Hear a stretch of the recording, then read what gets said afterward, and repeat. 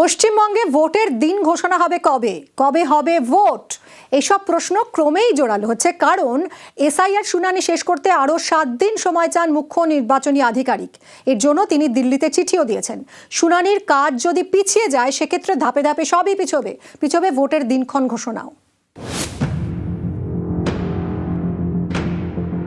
ভোটের দিন কবে ঘোষণা করবে নির্বাচন কমিশন, কবে হবে ভোট, এইসব প্রশ্ন উঠছে। কারণ শনিবার নির্দিষ্ট সময়ের মধ্যে এসআইআর শুনানির কাজ শেষ করতে পারেনি কমিশন। তাই শুনানির জন্য আরও 7 দিন সময় চেয়ে দিল্লিতে চিঠি দিয়েছেন মুখ্য নির্বাচনী আধিকারিক। সিইও দপ্তর চায় শুনানির সময়সীমা বাড়ানো হোক 14 ফেব্রুয়ারি পর্যন্ত। খসড়া তালিকা বেরোনোর পর চুক্তিগ্রাহ্য তথ্য বিভ্রাটের তালিকা ধরে ভোটারদের হিয়ারিংয়ে ডাকছে নির্বাচন কমিশন। এই তালিকায় নাম রয়েছে প্রায় 1 কোটি ভোটারের।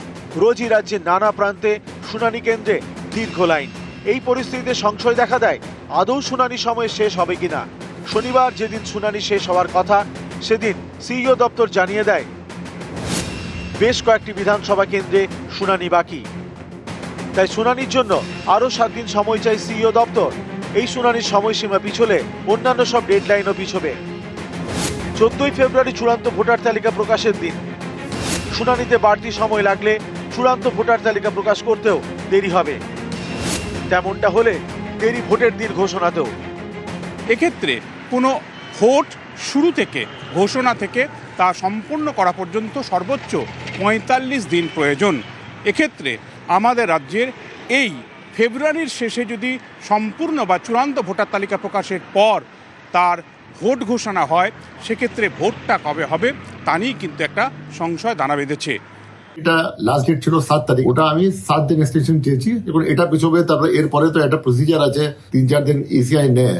আগে ছিল 14 পর্যন্ত ইসিআই এটা দেবে, তো নিশ্চয়ই পিছবে। যে আশা করি 14 মধ্যে হয়ে যাবে, কি 7 দিন টাইম যথেষ্ট আছে।